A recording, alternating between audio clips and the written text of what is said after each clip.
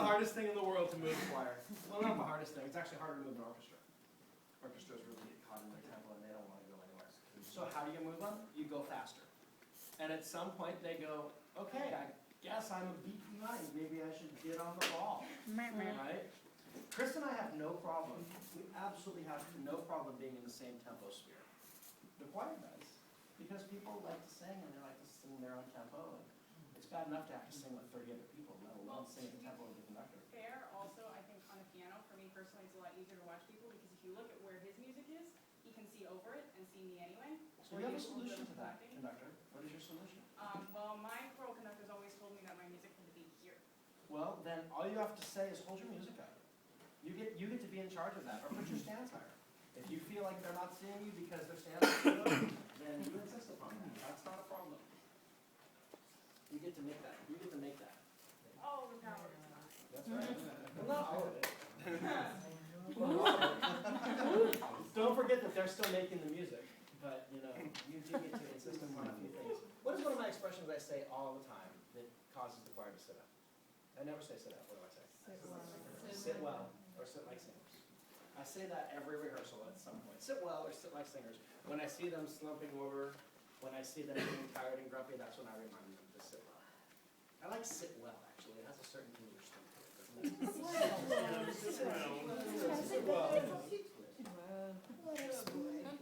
I know, my, I was, the Southern California Children's Choir for a while. And she never said sit down. She would always say sit up if you were standing and she wanted to change. I say the same thing. You may sit up. I never say you may sit down. I said you may sit down. Actually, I will say sit down, relax. That's when I'm going to tell a story. I usually will say relax or sit down, because it's a different kind of body to sit and listen to me pontificate than it is to watch me conduct. It's a different expectation. Okay? Let's work on the ending so you can just work with the tempo a little bit. Where is the highlight? Where is the climax of the piece?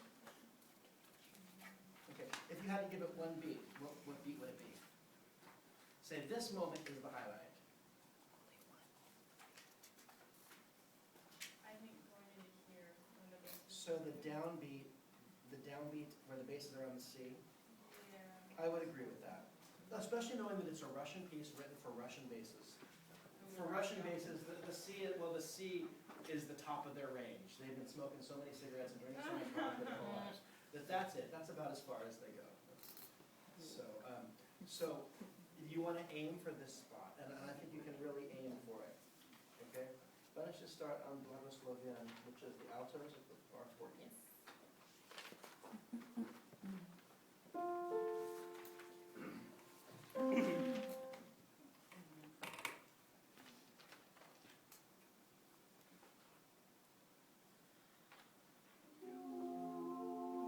More time. What do you have to do to get them to come in? Three. And on what beat? One. One? Do you just Yeah. want the alto? Just the alto piano. They come in on two. Oh, okay, yeah, sorry. Do you just want the altos to start? Yes, I'd like you guys to come in on beat one of the next mission. That helps too, when we know exactly where it's coming.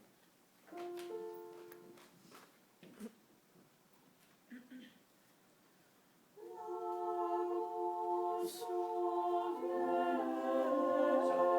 want them to watch you, you have to look at them. Okay. Because otherwise, it doesn't take very long for a choir to go, I don't need to pay attention because nothing's happening. You see what I'm saying? If I'm feeling ignored, I'm not going to look up. If I'm feeling nurtured, I'm going to look up.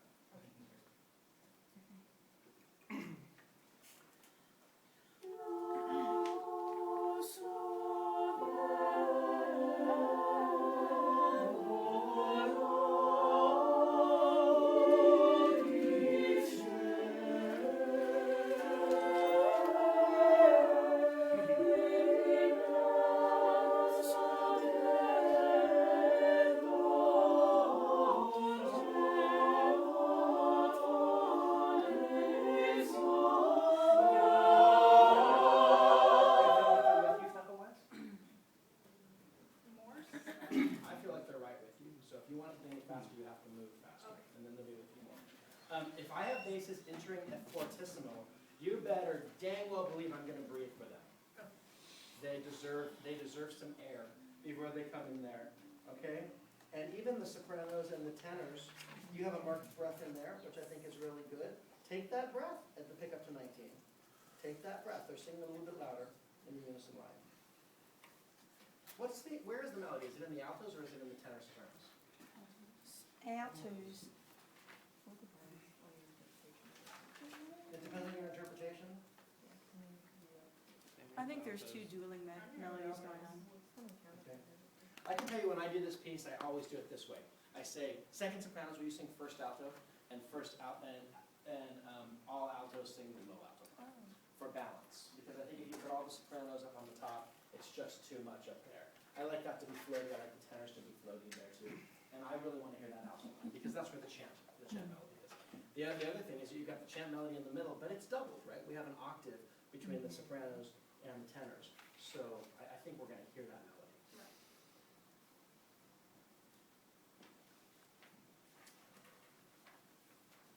Well, can we do that then? Have the second soprano just sing the top alto line? Sure. No? Have the first sopranos there. Yeah. Then you just tell the second sopranos, hey, second sopranos, switch to the soprano line. Okay, well then how do you handle the second bar of 6/4 when there are two soprano lines? Do you have your soprano one switch from the other one and keep the soprano two? Bring them back a or little. You have to figure out where you want to bring them back. Okay.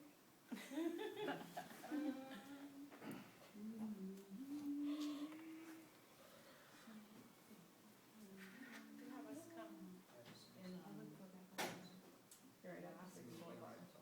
Yeah, Where's the best place? I'm gonna go with at the first 6/4 bar, I think, but maybe not.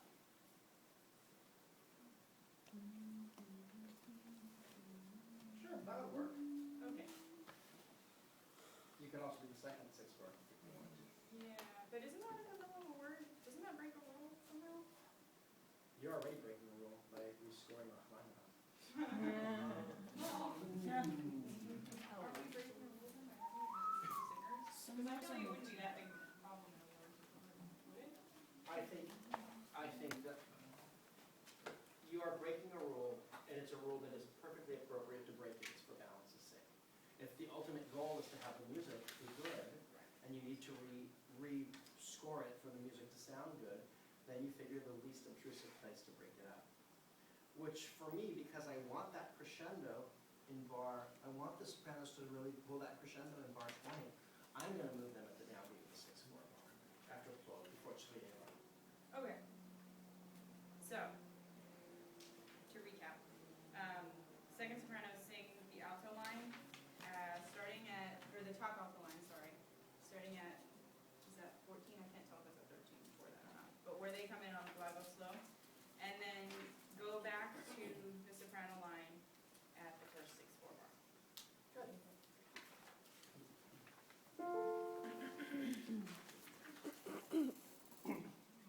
You want alto ones in the bottom or the top? Bottom. And then you go back up at the 6/4 bar. Yes. Yeah.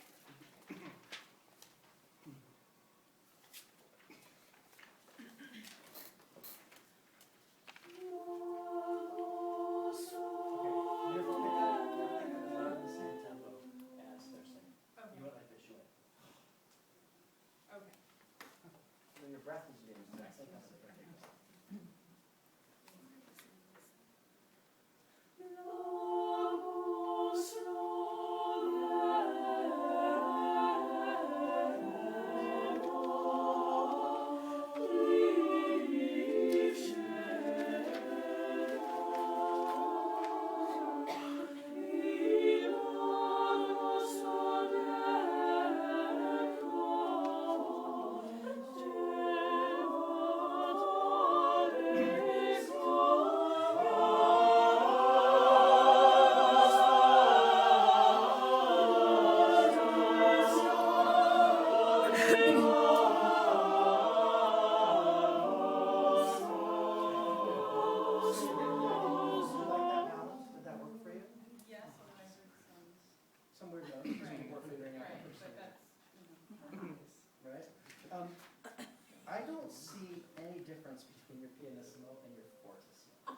So I want you to look at that on the thing.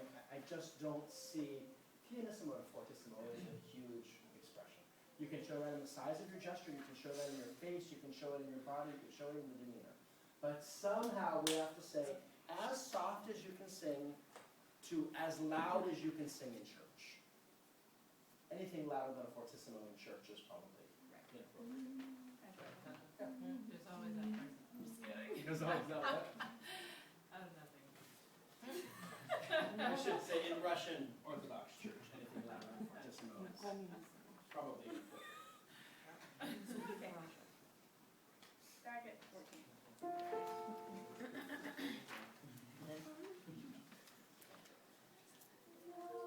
Sorry, one more time. Breathe out. You're doing too many preps is the problem. You're going, it's don't.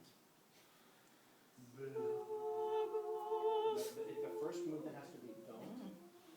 Blah.